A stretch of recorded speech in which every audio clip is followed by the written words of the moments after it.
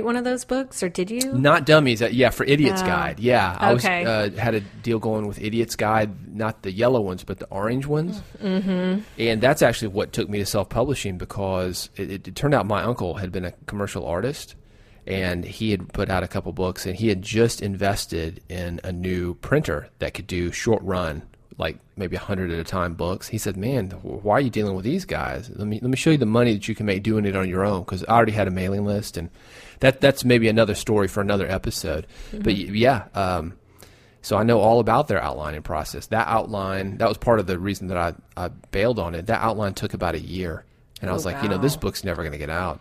I got to go. Talk about a detailed outline. Yeah. Well, it wasn't that it took a year for me, but I had a co-writer on it, and you got to get the thing approved, and it just took forever. So it didn't work out for a number of ways. How are they, like the Idiot's Guide on, this is something that's I've been focusing on, is like having the beginning and having the middle and having the end, just like a novel. But even though it's a nonfiction book, did Idiot's Guide really focus in on that? Yeah, there's a progress to it. They're going to start you basically at square one. A process or a progress? Well, progression. Okay. Both. Just checking. Yeah, it is called the Idiot's Guide. It's really for people that don't know anything. So it's not necessarily what I would call an advanced manual for success, but it is something that gets quite advanced at the end. I think those books are great. If I wanted to learn something, I would definitely grab either Dummies or an Idiot's Guide just to get a good idea. You don't have to read the whole thing, but it's certainly a great way to learn just because of how they've laid it out. It's a great way to learn how to teach as well. So even if you know it all, and if you're doing any kind of consulting, if you're thinking about writing your own book, they don't leave a whole lot out as far as the big basic steps. They leave a little details out maybe because it's not made for super advanced people. And that can show you the hole in the market. But yeah, those are some solid books, and they've got a formula that certainly works. Well, I would recommend, if you're thinking about writing a book and there is a Dummy's Guide or an Idiot's Guide about that book, go ahead and buy it and read it and see what they've been doing. I don't know if that's what you just said. I didn't say that, but I think that you should do that. And I know you and I, we read books a lot. We go through books. I've got stacks of books. I listen to audiobooks all the time. We're constantly reading what other people are doing. And talk about some of the research that you did. What do you mean? Well, research that I did. And we use the term loosely, I guess, because you already had the methodology, right? But you were also looking at how other authors did their books, right? I was. I definitely, that impacted the book a lot, how other authors wrote or didn't write. And also a lot of research that I did was through interviewing different people. So I kind of went hand in hand to researching the writing part is reading books. I mean, and that includes nonfiction books and fiction books. I like to read both because I like my book to read more like a novel but be nonfiction. You're telling the story. I like to tell the story. Yeah. I like for you to be engaged in the story, so I read the fiction books. And then the nonfiction books help me kind of understand, okay, what else is out there? Whose style do I like? Whose style don't I like? And I thought you were talking about content when you first asked. So content is you already knew what you were going to talk about. Yeah. But I think it's important for people, and you did this. I know you looked at books, and some of the books, I've looked at them with you. I know we've been blown away by how bad they are. Mm-hmm. Which is good to read as well. Well, which is good to read. It certainly shows the hole in the market.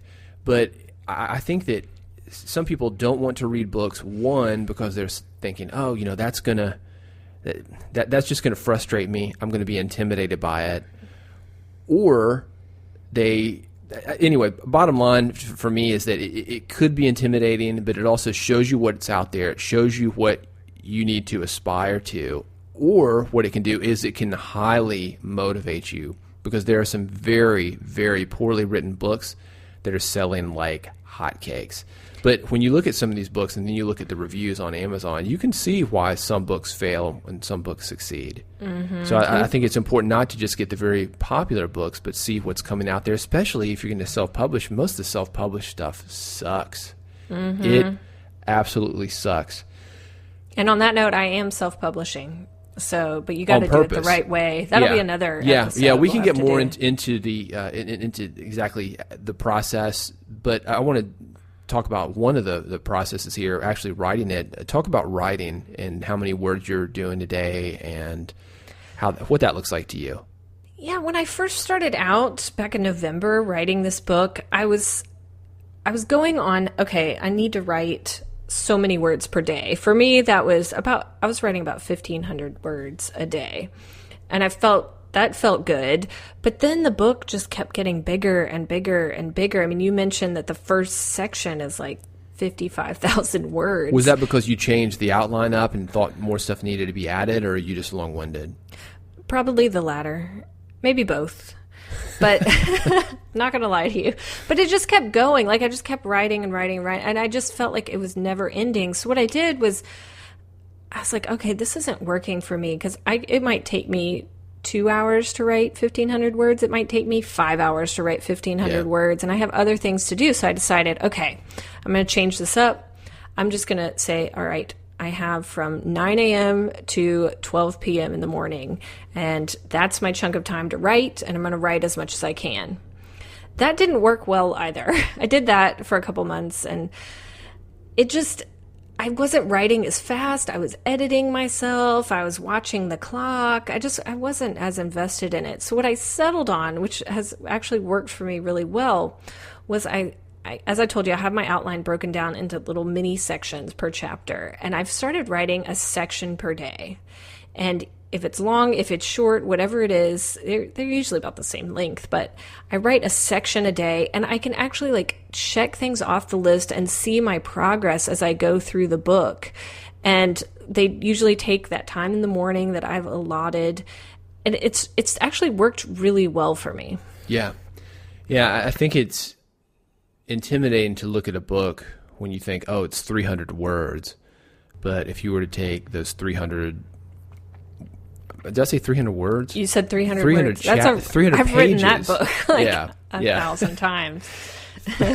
That's not even a blog post for us. I know. 300 pages. But if you were to take those 300 pages and say, well, I've got 10 chapters. Okay, well, that's 30 pages per chapter. And you can see how these books can blow up pretty quickly. And it just helps to see your progress because a book is such a long project that you have to do over such an extended period of time. If you don't see the progress that you're making, it's kind of like you've been overseas, right, David? Oh, yeah. And you get on the plane and they have that video, that graphic of the airplane like going over the seas. Yeah, like over the sea. GPS lets you know you're in the middle of the ocean. And it's like you're in this uncomfortable seat and it's like 3 hours have gone by and like your airplane maybe moved like a few centimeters and you're like, oh my God, like I am going to die. Yeah. And that's kind of how it feels to write a book. Yeah. Is that little airplane moving along. So you have to have milestones. Those little milestones help a lot. Yeah. Exactly. You have to be able to check things off. Like, okay, this part is done. This part is done. Right. And that's been super helpful for me. Well, I want to talk about something. I was thinking there was a movie that you and I saw called Indie Game.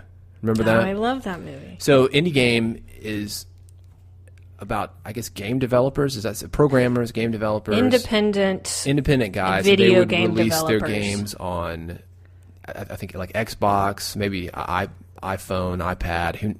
I don't know what the platform was.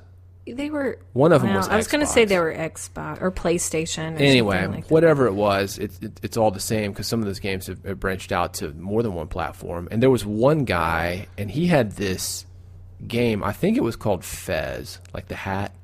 Oh yeah, Fez. And Fez, he finished Fez, but at the end, he was so good at graphics. He was better than he was at the beginning, so he had to go into the beginning and redo the graphics from the beginning so it would match the graphics for the end of the game.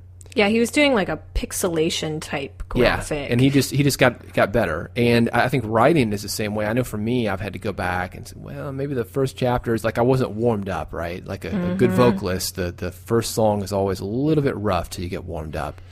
Did you have that? Have you gone back and looked at that first piece of writing for this book and been like, oh man, I got to redo this? Gosh, definitely. That description you gave of Fez is exactly what I've been going through. And that was something I didn't expect. Like, I knew I'd write the first draft and go back and write the second draft. And I kind of knew that in the back of my head. But as I went along, I got better. And I read the stuff from the beginning. I'm like, oh, this has got to go. I got to redo this. And also something that I didn't think about was the outline, and that I really laid out this detailed outline in the very beginning. It made complete sense to me. And I have redone that outline at least 6 times, at least. And well, it's like a business model. You're changing your business model constantly, and these things they've got a lot of moving parts, and they're constantly changing. And you have to be open to that. You have to be open to things changing, and if something, occurs to you, to be able to change your outline or change the way you write or something like that. All of those things have happened to me along the way that kind of point me in a slightly different direction, and everything changes at that point. Well, let's but you talk got to about be open things to that. changing, because one of those things that changed for me, as I mentioned earlier, I thought I was originally doing a 60-day manifesto, and ended up being a 2-year major book project. What about your timeline? How has that changed, and how is it continuing to change? The timeline has changed a lot. I remember I found an editor in the very beginning of this process, and she wanted, when I finished the first or second draft, then I was supposed to send it to her. And this, I guess I was talking to her back in November, and I said, I'll probably have it for you in January. No. Okay, so here we are, like 6 months, 8 months later almost. That was months ago. And it's not like, ooh, I took some time off for the holidays or anything like that. I have worked on this 5-6 days a week, few hours a day, pretty much consistently. So it's not that I've slacked off or focused on something else. It's just that it takes this much time for me. Well, here's what we're going to do, because it is an ongoing process, and you've got the timeline says right now you've got about 6 or 7 months before this thing is released. I'm going to check in with you. We're going to have to do a special edition of Red Podcast. I want to check in with you throughout the process.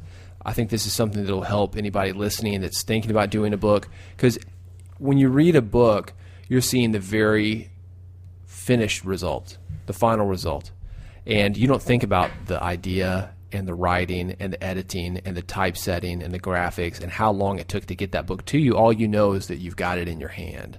So I think it's good to kind of pull back the curtain on the process and say, like, hey, everybody goes through this. But the fact is that you're pretty far into it. This is your first book, and it is possible to get a book out. And we're going to be doing a lot more book stuff. As I mentioned earlier, I got 7 books myself.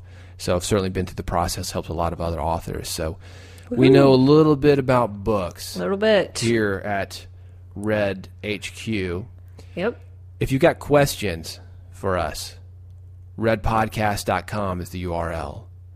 You can get with me directly. You can get with Laurel directly. We take ideas for episodes. Or if you just want a dose of awesomeness. What the hell? That's where you go. Go on in there. Yeah, if you're like tired. Yeah. It's great when you do it from work and you can get paid for looking at Red Podcast. Yeah, your business practically makes money just like clicking the URL. Yeah. I mean, it's insane. Yeah. Well, I'm saying but your day job, though, you can actually make money. You can make a career out of a Red Podcast. Oh, yeah. Listening. Yeah. You just do it from work. So get with us, Laurel. See you next episode. See you, David. You've been listening to Red Podcast, Real Entrepreneur Development. Subscribe today using iTunes, Stitcher, or via RSS at redpodcast.com.